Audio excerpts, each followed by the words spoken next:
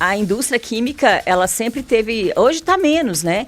Mas lembram, talvez, a década de 80 ali, né? Quantos desastres ambientais envolvendo indústrias, né? Os famosos casos de Chernobyl, mas outros também em outros países, até Cubatão, não sei se vocês lembram de Cubatão, que era a cidade mais poluída do mundo, né? Sim. E quanto que isso mudou, né? Hoje eu não sei como é que está Cubatão, nunca conheci, mas com certeza está, sim, mantendo as emissões. A gente falou muito de líquidos e sólidos, né?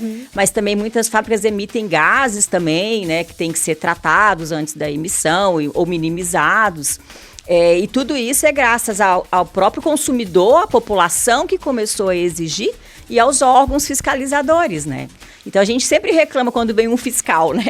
Mas é muito bom que ele vá, e que vá mais vezes. É bom porque justamente é ele que está garantindo que as coisas estão o mais corretas possíveis, né? Chega mais, que a conversa tá formada. Aqui, a pauta da semana vira bate-papo afiado com convidados que têm o que dizer. Informação, opinião e aquele ponto de vista que não apareceu no feed. Conversa formada. O que tá em pauta, tá em conversa. Tá no ar mais uma edição do nosso podcast Conversa Formada. Toda quinta-feira, 6h, nós estamos com você no YouTube da UnoESC Oficial, também no Spotify da Rádio UnoESC e também na própria Rádio UnoESC em 106.7 FM. Eu sou o professor Paulo, estou à frente desse podcast junto com o professor Alex. Tudo bem, Alex? Olá, Paulinho. Mais um para conta? Mais um, vamos lá. Um tema bastante interessante e polêmico aí que ocupou várias manchetes da nossa mídia aí nas últimas semanas. Verdade. Você deve ter visto aí no seu feed nas últimas semanas o caso do detergente IP. O que acontece? O detergente IP, nas últimas semanas, a Anvisa determinou o recolhimento de detergentes, sabões líquidos, desinfetantes da marca IP após risco de contaminação microbiológica em uma unidade de Amparo em São Paulo. Então foi aqueles detergentes, né? Vamos lembrar que tinham um lote com o final 1, isso, que saiu na mídia que as pessoas tinham que recolher porque tinha contaminação microbiológica. Então isso acendeu um alerta e obviamente aqui no podcast Conversa Formada nós convidamos aí as profissionais engenheiras químicas que atuam na UnoESC, que são egressas da UnoESC, para estar falando um pouquinho sobre esse caso, sobre o processo dessa indústria química hoje no Brasil.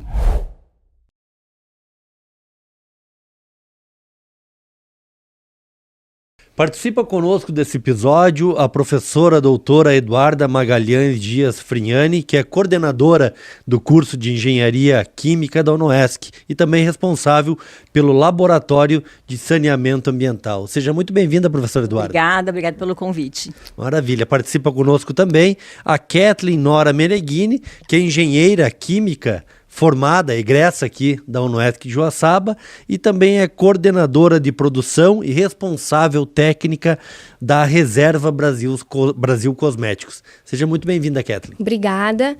Também quero agradecer pelo convite de estar participando, né, desse podcast e agradecer também à professora Eduarda, né, por ter lembrado de mim e ter me convidado a estar participando. Maravilha, nós que agradecemos a presença de vocês desde já.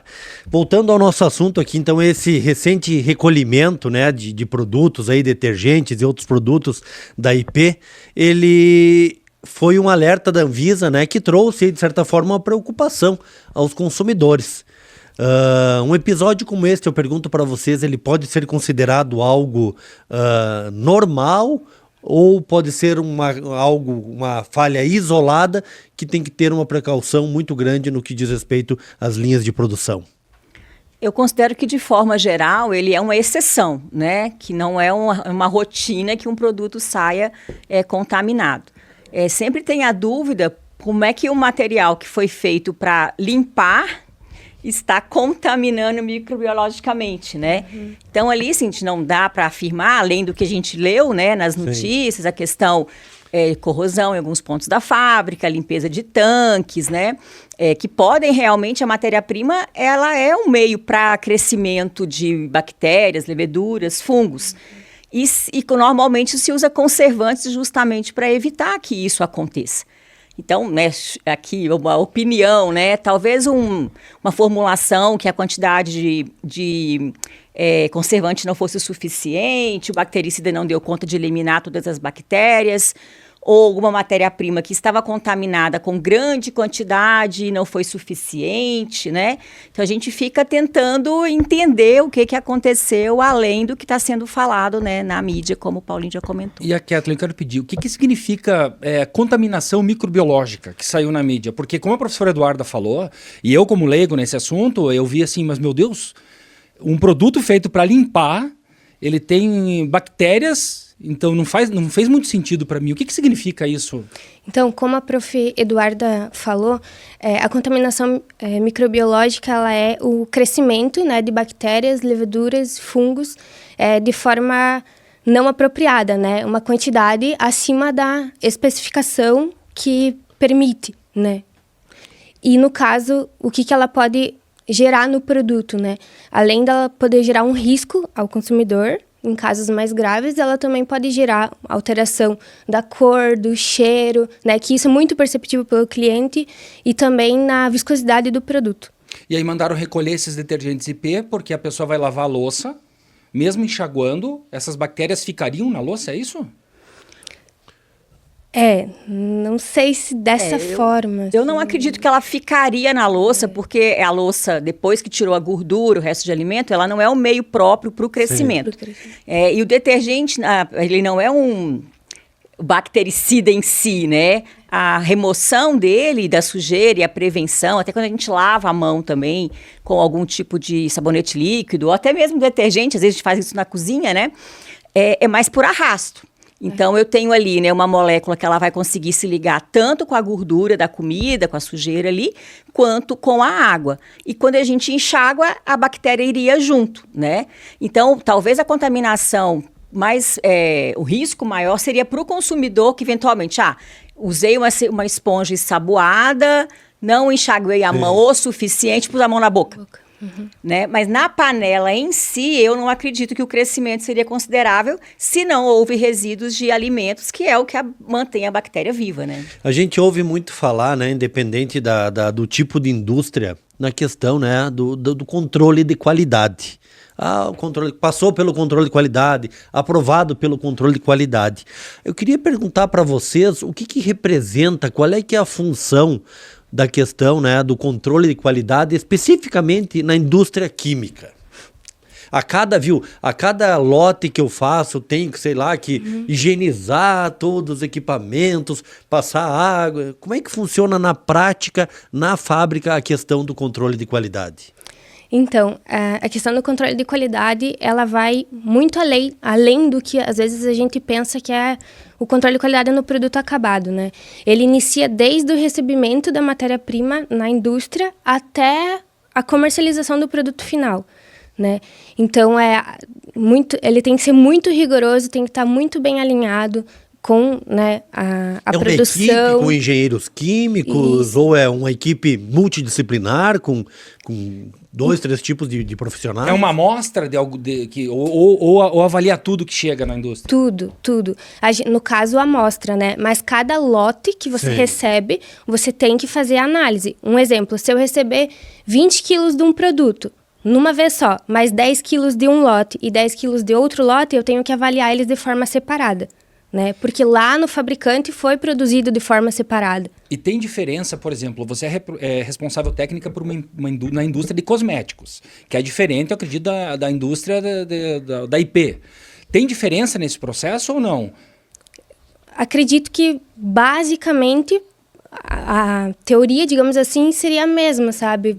Muda pontos, talvez uma análise diferente, mais direcionada ao produto, sabe? Mas, no geral, eu acredito que é bem parecido. É que esse controle de qualidade, ele é amplo, né? No sentido de que eu tenho que receber lá, vamos chutar, né? Eu comprei sal de cozinha. Eu tenho que ter certeza que aquela embalagem com aquele pó branco é sal de cozinha. Eu não poderia colocar açúcar no meu ingrediente que pode ter a mesma aparência, né? Então, por isso, a necessidade de estar fazendo as análises, conferindo, né, a característica. Eu mandei comprar com tanta pureza, ele chegou a menos, eu rejeito, porque isso muda a minha composição, né, muda a minha fórmula. Eu tenho que adaptar para isso. Durante o processo também, qualquer não conformidade, qualquer coisa diferente que acontecer, eu tenho que parar a produção e ver, isso vai modificar o meu produto final? né? E depois que ele está pronto, é muito comum as empresas guardarem um frasco daquele... A retenção. Né? Retém aquilo ali por um período de tempo. Aí há uma reclamação do consumidor, né? Às vezes ela é isolada, né? Eu percebi que o meu pote, meu hidratante ficou amarelo. Aí eu ligo lá para a empresa, aquele pote que eles guardaram retiveram, ele pode, realmente ficou amarelo. Então vamos tomar alguma providência. E essa retenção acontece para a matéria-prima, né, que é antes de fabricar o produto e também depois que o produto está fabricado. Então ele também, né, antes de ir para o invase, né, nos frascos a gente também tem que ter a amostra de retenção justamente para que, se houver... De todos os lotes? De todos os lotes. Então, esse lote número 1 que a IP recolheu, na indústria, teoricamente, eles tinham retido parte desse produto. Então, eles investigaram e provavelmente descobriram o que tinha lá dentro. Isso. Aí, provavelmente, eles tinham retenção da matéria-prima e também do próprio lote, do próprio produto já produzido. Até para eles saberem que foi o lote 1, né? Conforme daí entra a rastreabilidade, né? Justamente. E quando você tem um produto com lote 1, aquela sequência numérica lá, ela vai ter informações sobre qual a matéria-prima que eu usei, que dia, qual é o fornecedor, turno. Nesse turno aconteceu alguma coisa. É o que a gente chama de rastreabilidade, que permite eu fazer o passo, ao contrário, para saber entender em que momento que isso causou uma falha, né? E a Anvisa pegou e mandou recolher tudo. A Anvisa tem esse poder, obviamente.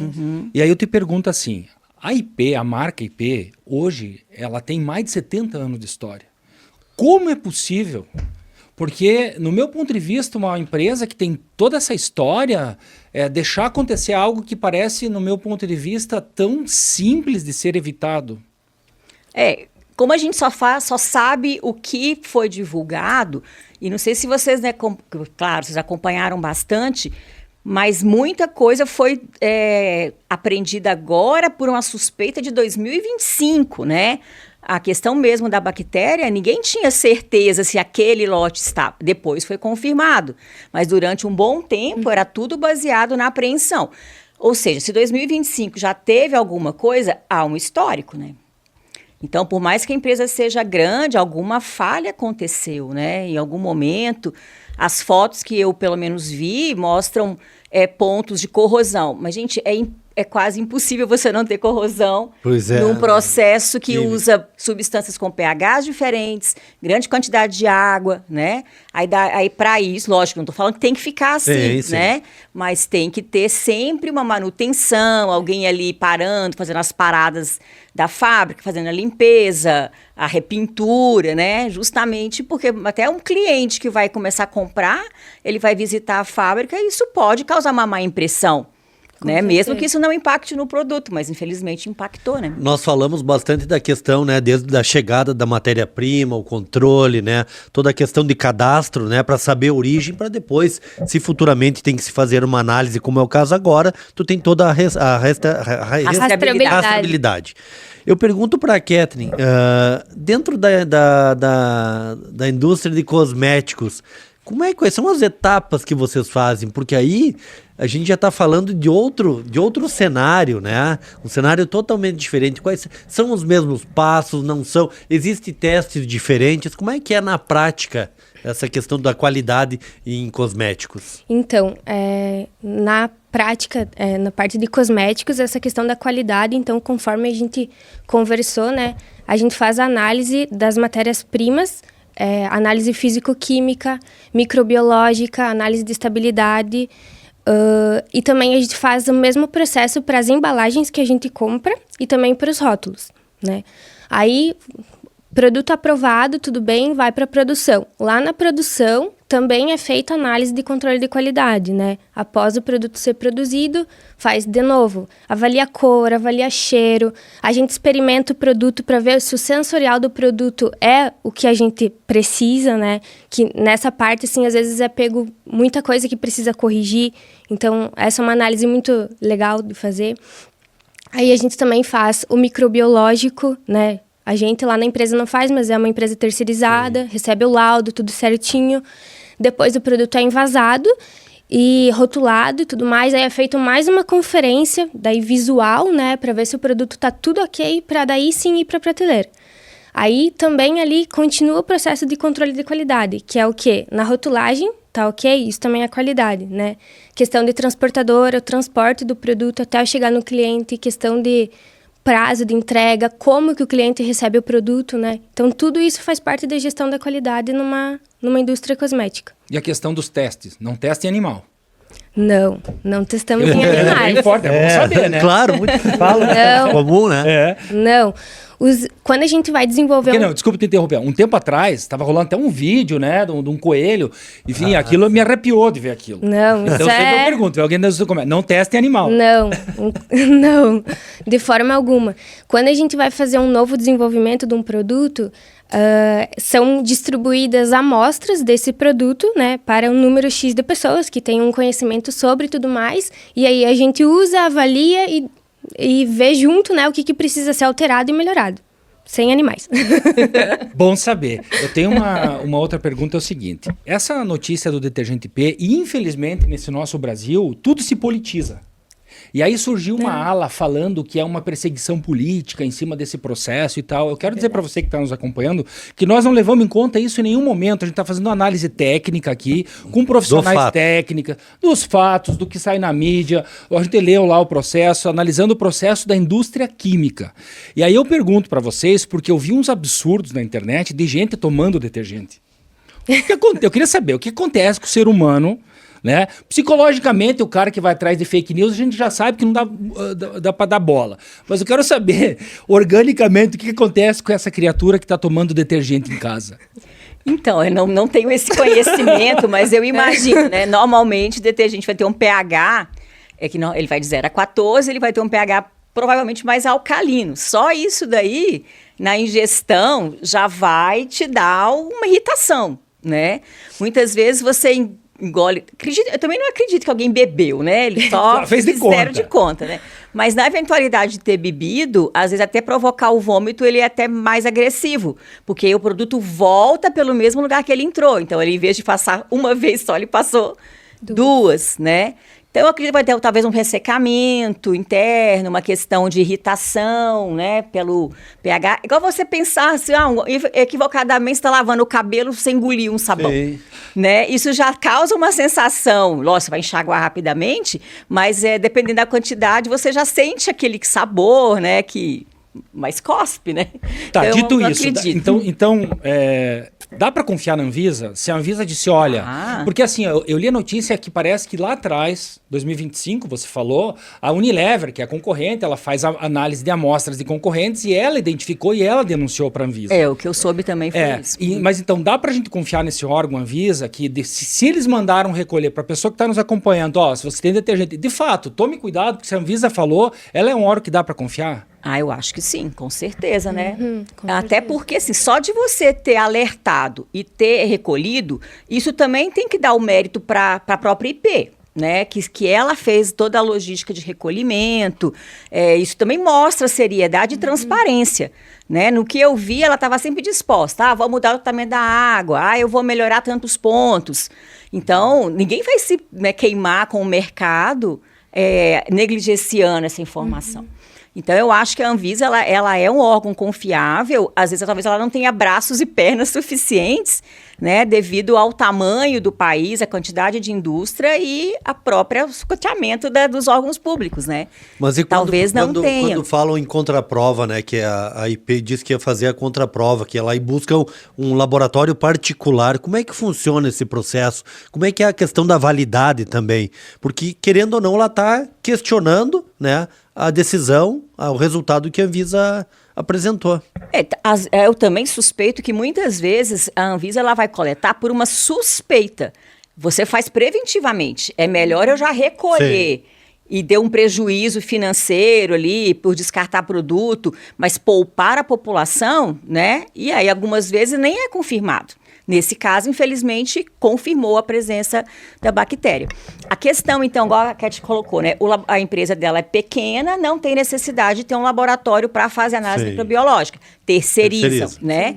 A mesma coisa, acredito que lá eles já têm, pelo tamanho da empresa, né? Eles têm um laboratório próprio, mas quando eles contratam uma empresa terceira para analisar, ela seria idônea, né? Sim.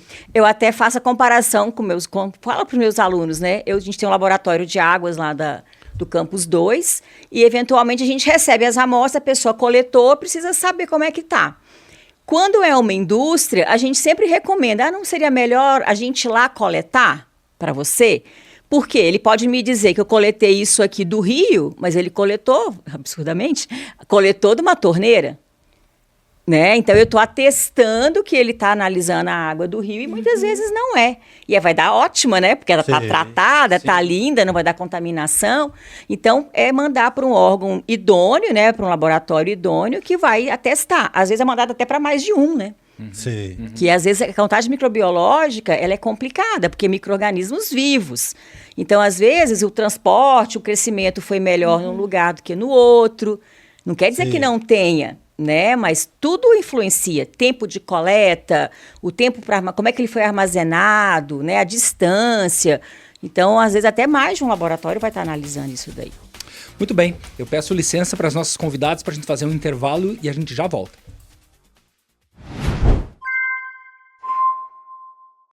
A UNOESC é a melhor universidade comunitária de Santa Catarina. Mas o que é ser comunitária? É beneficiar anualmente mais de 240 mil pessoas com serviços gratuitos e de assistência social.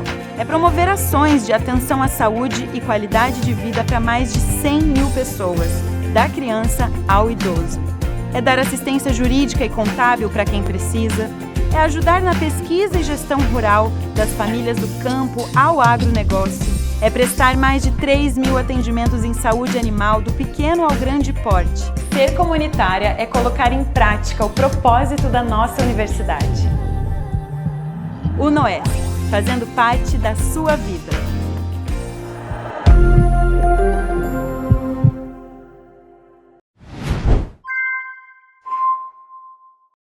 Estamos de volta com o segundo bloco do Conversa Formada, que hoje fala sobre a questão da indústria química no Brasil. Participa conosco a professora doutora Eduarda de Magalhães Dias Frignani e também a Kathleen Nora Meneghini. Ambas são engenheiras químicas e estão aqui conversando conosco aí sobre esse assunto que tomou manchete nas notícias aí nas últimas semanas. Retornamos com o segundo bloco falando sobre a questão da indústria química no Brasil, né? A gente sabe que o Brasil possui aí uma das maiores indústrias químicas do mundo. E aí eu pergunto para vocês, quais são hoje os principais desafios para o setor manter a competitividade sem estar aí abrindo mão da segurança e também da qualidade? Essa pergunta é boa, né? Hoje a gente tem a forte competitividade com os países, né, do Ocidente lá, do Oriente, que desmancham a gente com relação ao preço, né? Sim. Mas o Brasil tem um histórico de boas indústrias, né? Já tem toda a questão também da parte ambiental, que ele já regula, e o Brasil é um fiscalizador bom, né? Nesse sentido da parte ambiental. Então, eu acho que em qualidade a gente tem muita coisa boa para oferecer aí de forma geral. E a questão da inteligência artificial? Vocês observam que ela está dentro da indústria química para conseguir corrigir com o tempo? Porque assim, o que aconteceu com o Detergente IP, uma empresa de mais de 70 anos, às vezes algum processo interno, a gente ainda não sabe ao certo como é que vai ser o fim dessa história também, mas de repente uma inteligência artificial, novas tecnologias podem chegar para que no futuro isso não aconteça. E eu não falo só na questão de detergente ou produto de limpeza, porque hoje a gente está falando disso, mas aí você trabalha na indústria de cosmético ou na área de medicamentos também, que é algo que a gente passa na pele ou que a gente toma. É muito pior. Eu imagino que o rigor da produção, da qualidade tem que ser muito maior do que isso. A tecnologia e a inteligência artificial, vocês observam que já está chegando na área da indústria química para ajudar nesse processo? Eu acho que sim. A parte da automação, a gente já está longe, né, de estar no início dessa história, já tem muitas fábricas completamente automatizadas, né? E quando ela é automatizada, a gente muitas vezes evita o erro humano, né? que é um fator que tem que ser considerado nesses casos também. E com certeza os algoritmos, os IAs, né, os próprios supervisórios que a maioria já usa, que são sistemas de computador onde você vai lançar as informações, né, os Power BI que vão cruzar esses dados, tudo isso com certeza vai evitar desperdício, vai melhorar a qualidade da matéria que está sendo produzida. Então, com certeza, eu acredito muito que a IA vai melhorar, talvez fazer cálculos que façam com que minha produção seja mais rápida, né? Então, tudo que ela puder agregar, diminuir desperdício, otimizar matéria-prima, gerar menos resíduo, tudo isso aí vai impactar, né? No lucro para quem quer o lucro e para a qualidade para quem precisa de qualidade. Professor Eduardo, essa questão dos resíduos, como é que é feito o destino ou o tratamento desses resíduos dentro da indústria química? Porque quando a gente fala de indústria química, aqui o Paulinho citou, tem a questão, né, dos materiais de limpeza, tem medicamentos, mas eu não tenho dúvida que eu encheria as duas mãos aqui de indústrias que usam, desde a bolacha recheada, né, tem lá os ingredientes, lá os conservantes, né, a bebida. Então a química, ela está presente em todo o processo industrial, e me corrija se eu estiver equivocado. E aí eu pergunto, como fazer o gerenciamento desses resíduos? Então... Vai lá, vai lá. Não, pode falar. A empresa tem que ter o POP, né, que é o procedimento operacional padrão, bem definido, né, em relação ao gerenciamento desses resíduos. E o ideal sempre é que esteja uma coleta separada dos resíduos químicos dos resíduos comuns, né? Na empresa onde eu trabalho, por exemplo, a gente tem, né, um contrato com a própria Tucano, que eles fazem a coleta de todo o resíduo químico. A gente tem lixeiros identificados de forma separada dentro do laboratório para fazer o descarte correto. Aí é pago uma taxa, é emitido todo mês um relatório, que é o MTR, que chama, né? Que é comprovando que a gente está fazendo o descarte de forma correta. Isso é obrigatório. Sim, a vigilância sanitária exige que tenha esse contrato, né, com uma empresa terceirizada que faça a coleta, e também exige que tenha o procedimento operacional padrão bem definido e que seja cumprido. Esse procedimento ele acontece desde farmácias de manipulação também, farmácias normais que a gente tem um medicamento vencido, sim, embalagem, todos têm que fazer essa declaração ali, né, do transporte. E indústrias maiores, muitas vezes, ela vai ter o próprio sistema de tratamento. Às vezes vai ter até de água, né? Usa um grande volume de água, como celulose e papel, por exemplo. Sim. Aí ele trata a própria água que ele vai captar, né? Normalmente de um rio. E a maioria também, quando é um porte grande que justifica, né? Ela vai ter uma estação de tratamento de efluentes. Cada estação depende do tipo de produto gerado. Se eu tenho matéria orgânica, né? Se essa matéria orgânica, se ela é biodegradável, se vou ter um micro-organismo que vai degradá-la, ou se não, ela tem matéria orgânica, mas o processo não é biodegradável. Então, eu vou ter lá lagoas, reatores, que vão fazer a separação do sólido e do líquido, né? Até que eu tenha a água, né, ou efluente tratado, em condições de ser lançado no corpo receptor. Então, eu vou ter um órgão ali, né, o CONAMA, ele estipula quais são os padrões para lançar de matéria orgânica, pH, né, todos os critérios que sabem que não vão prejudicar o corpo receptor, e ele vai estar ali, então, descrito, e a empresa se compromete, quando ela abre, né, ela se compromete a fazer isso, a tratar o efluente de forma a atender a legislação. E isso, né, falando em empresas maiores, sim, como a prof falou, e no meu caso, que é uma empresa menor, né, aí, como é que é a questão do efluente, né? A gente tem uma caixa da água separada. Na verdade, não é uma caixa d'água, é uma caixa de tratamento de efluentes. Que aí a gente tem um filtro lá físico com brita, areia, né? Enfim, composto lá. E é feito também, a vigilância sanitária exige que seja feito anualmente ou a cada 6 meses, dependendo como é que está a produção, a limpeza dessa caixa e a coleta também de amostra, de como que o efluente está saindo. Daí é emitido um relatório e tem que apresentar para eles para confirmar de que a gente também está fazendo o descarte de forma consciente e correto. De certa forma, né, a gente olhando, escutando os relatos de vocês, a gente fica até um pouco satisfeito e seguro, Paulinho. Claro, porque, Né? Porque a gente vê toda todos essa os fiscalização, processos, né, que são realizados no que diz respeito ao controle de qualidade, né, em estar querendo entregar um produto que condiz com aquilo que realmente está escrito, né, lá na embalagem. Então nos deixa um pouco mais contentes. e também pensativo. A partir disso tudo que elas falaram, como é que uma empresa como a IP de 70 anos passou por um processo desse com a Anvisa denunciando. Por isso que sai 1001 teoria da conspiração na internet.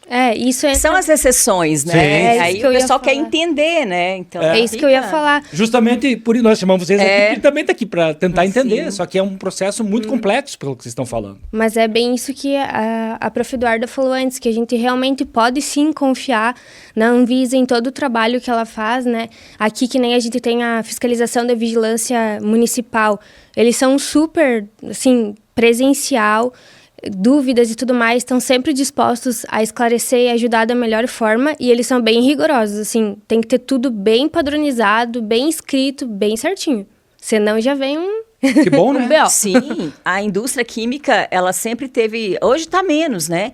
Mas lembram, talvez, a década de 80 ali, né? Quantos desastres ambientais envolvendo indústrias, né? Os famosos casos de Chernobyl, mas outros também em outros países, até Cubatão, não sei se vocês lembram de Cubatão, que era a cidade mais poluída do mundo, Sim. né? Sim. E quanto que isso mudou, né? Hoje eu não sei como é que está Cubatão, nunca conheci, mas com certeza tá, sim, mantendo as emissões. A gente falou muito de líquidos e sólidos, né? Mas também muitas fábricas emitem gases também, né? Que tem que ser tratados antes da emissão ou minimizados. E tudo isso é graças ao próprio consumidor, à população que começou a exigir e aos órgãos fiscalizadores, né? Então a gente sempre reclama quando vem um fiscal, né? Mas é muito bom que ele é bom, e que vá mais é vezes. bom porque justamente é ele que está garantindo que as coisas estão o mais corretas possíveis, né? Eu queria falar um pouquinho da qualidade da matéria-prima. Assim, na área da tecnologia, a gente sabe que 90% das coisas vêm da China. Na área de roupa também. Olha, Agora sim. 90% Já faz vem tempo, da China. né? Ou mais até. E eu queria saber, você falou que na indústria do cosmético, você tem muita matéria-prima e tal. O que vocês observam que a indústria usa hoje de matéria-prima? Seja num detergente, ou seja num creme para as mãos, na área da cosmética. Vem da China ou não?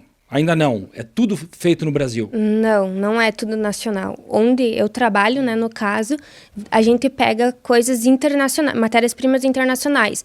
Tem da China, tem da Alemanha, Índia, às vezes. Índia às vezes também, Mas Então, tudo vem com o outras. mesmo controle de qualidade, O padrão rigoroso, tem que todos ser os o padrões. mesmo. Tem que ser o mesmo.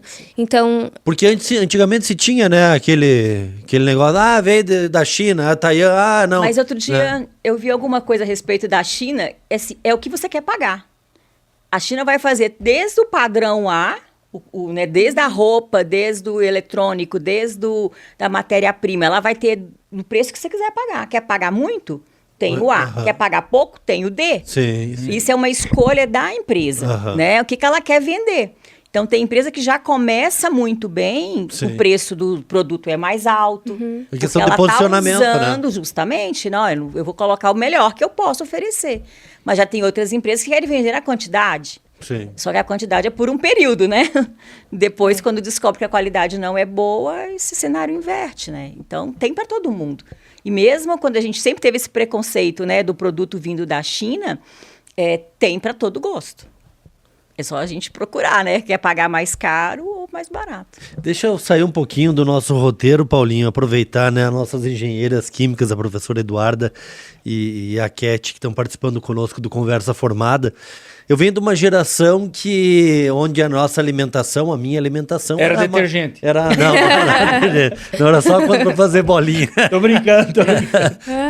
A gente, né, comia, os alimentos eram naturais, com poucos conservantes, né? O leite, por exemplo, a carne, era tudo fresquinho, né? O queijo. E hoje, né, pelo nosso modo de vida, né, o nosso dia a dia, isso não existe mais.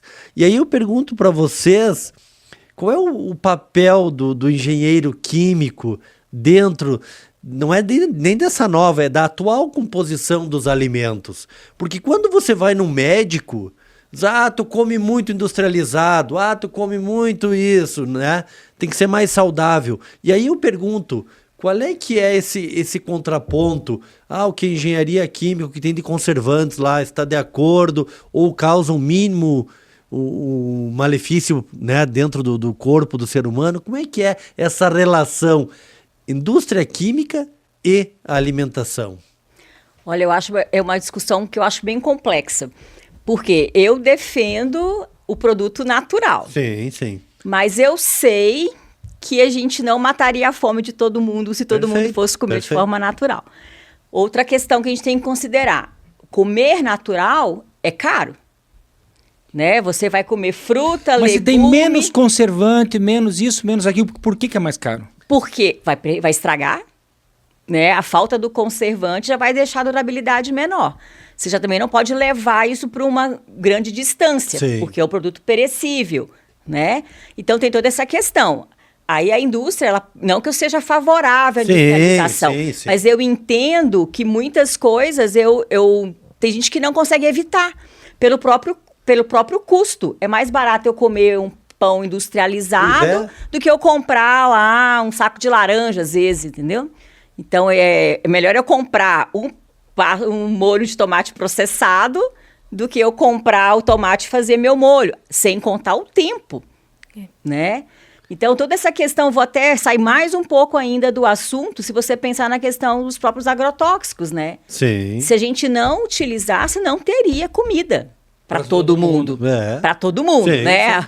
Desde que você conseguisse pagar. Então, é muito complexo. Então, eu acho que para o engenheiro tem que ter essa visão sustentável da saúde da população, até para criar métodos de conservação que sejam menos, né? Colocando menos ingredientes, né? Eu sou muito seguidora daquela Rita Lobo, do Panelinha, né? Sim, e ela, se tem muita coisa escrita no rótulo, já está errado. Muito real isso? Quanto menos ingrediente, melhor. Melhor, menos conservante eu tenho, né? Então, alguns produtos enlatados, eles às vezes não tem só sal e água, perfeito. Mas aí um bolo, um pão, às vezes eu compro um pão e o pão tá lá um mês e o pão não estraga. Sim. Eu compro o pão na padaria que assou no mesmo dia, dá 2 dias, tá mofado. Justamente. Então, se tem o nosso leite, né? O leite, né? Mas o leite pasteurizado não é um problema, porque é um processo químico, físico, né? Sim, na verdade, mas o pasteurizado, ele durava o quê? Uma semana? E agora o de caixinha durava. Mas o de caixinha é também da embalagem, né? É outra coisa. O engenheiro também pode desenvolver embalagens, né, que vão tornar o produto mais durável. Mas quando eu falei disso, mas Eduarda, tem outra questão, Alex. Aí eu gero resíduo, né? Eu embalar a fruta, eu embalar as coisas para elas durarem mais, evitar o contato com o oxigênio e com a umidade, eu gero resíduo. Então, por isso que eu falei que é complexo. Tem que achar o equilíbrio. E é difícil de você defender uma coisa ou outra, porque depende dos pontos de vista. Justamente, né? Quando eu coloquei esse ponto de vista meu aí para discussão, é para tentar saber qual é que é o papel, o que o engenheiro químico pensa dentro desse processo. Né? Como é que ele vê? Claro, eu estou fazendo um negócio, eu tenho que ter lucro, ele tem que durar, eu tenho que ter perder o mínimo possível, né? Mas aí entra a questão química, e aí a saúde. É um grande desafio. Sim. Mas existem possibilidades, só que a gente cai sempre no quê? No custo, né? Tudo que eu for fazer, vou tirar o oxigênio, vou colocar uma atmosfera que não vai ser reativa, tudo isso não vai ser reativa e não vai ser perigosa. Tudo isso é custo. E vai sendo repassado para o consumidor final sempre. Claro, né? E falando de processos complexos, eu queria saber de vocês, no dia a dia das pessoas, o que elas têm dentro de casa, até para a gente encerrar, estamos chegando ao fim aqui do nosso podcast, o que elas têm dentro de casa que elas nem imaginam que seja um processo extremamente complexo de fazer.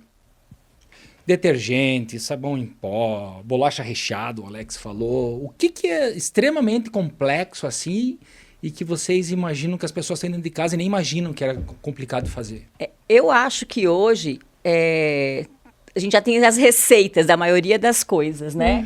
Então, mesmo quando você vai desenvolver um novo cosmético, um novo alimento, você já tem toda a base, né? Esse material ele vai dar mais maciez, esse vai deixar mais seco. Então, a gente já tem as bases que já foram pesquisadas há muito tempo atrás. Então, você vai brincar de misturar e vai obter o resultado, às vezes com um aroma diferente, um amaciante que o cheiro fica na roupa depois que você seca, né? Tudo isso aí envolve tecnologia, né? Um que eu acho que é bem complexo são os medicamentos, né? Sim. Porque eu preciso fazer testes durante anos, às vezes, para isolar a substância, saber como ela age no corpo, né? Depois produzir essa substância e colocar pessoas para provar aquilo ali e saber se ela vai funcionar. Cosméticos também, né, que tem essa questão mais inteligente, né, que se propõe a fazer mudanças, né, nesses de linha de expressão, porosidade, tudo isso, às vezes, a indústria demora anos para desenvolver um princípio ativo. Que aí ela tem a patente dele por um tempo, e depois essa patente cai, né, e depois populariza e todo mundo utiliza, né. Mas no dia a dia, igual eu falo, até me irrita um pouco quando eu falo assim, não vou tomar isso, tem muita química. O que não tem? O que não tem? Não existe nada, nem a água. Tem que cloro. Não, tem água. A água é um produto químico, né? Começa pela... né? Então, assim, não existe, né? E muita da nossa sociedade moderna, até a própria questão da bactéria. Se eu considerar, né, que antes não se tinha tratamento da água, as pessoas poluíam sem saber que estavam poluindo, bebiam aquela água, passavam mal. Aí, quando a pessoa resolveu, né, o Pasteur lá descobriu que colocar cloro na água matava bactéria e as pessoas não iam mais ficar doentes, quantas pessoas deixaram de morrer? Foi uma revolução, né? Claro, né? Então, a química e a engenharia química, né, tem as suas escalas, porque são diferentes, né? Uma complementa a outra, mas é fundamental para a sociedade moderna. Não existiria a sociedade se não fosse essa evolução. E é inevitável que de vez em quando aconteça algumas situações, como aconteceu o caso do detergente IP, né? Sim, eu até comentei no intervalo sobre o que eu estava lendo essa semana no UOL, que uma farmacêutica, ela recolheu 3 comprimidos voluntariamente. Na verdade, eram 2 comprimidos e um injetável, se eu não me engano. O injetável eu não entendi muito bem o que rolou com ele. Mas eram remédios para colesterol que foram trocados na hora de embalar. Percebeu a falha e ela voluntariamente já recolheu. Isso é ótimo, né? Que ele teve um controle e preocupação com o consumidor, né? Beleza, a gente está chegando ao fim do nosso podcast Conversa Formada. Hoje a gente falou sobre os processos químicos da indústria química, pegando um gancho do que vem acontecendo com a marca IP nas últimas 2 semanas. Queria agradecer a professora Eduarda por estar aqui no nosso podcast, a Kathleen também, engenheira química formada aqui pela UnoESC. Agradecer que tiraram um tempo da agenda de vocês para estar aqui. Professor Alex, obrigado pela parceria. Valeu. Semana que vem, mais um novo episódio? Valeu, isso mesmo. Semana que vem, mas lembrando, né? Para quem não conseguiu ouvir esse episódio ou não conseguiu ver, está disponível no Spotify, Rádio UnoESC FM. Na Rádio UnoESC FM também no sábado tem às 10 horas da manhã. E também no UnoESC Oficial, na hora que você quiser, você vai lá e aproveita. Ficamos por aqui, um forte abraço. Semana que vem tem mais Conversa Formada com os assuntos que estão em pauta em seu feed. Acompanhe pela Rádio UnoESC FM, YouTube e Spotify, porque o que tá em pauta tá em conversa.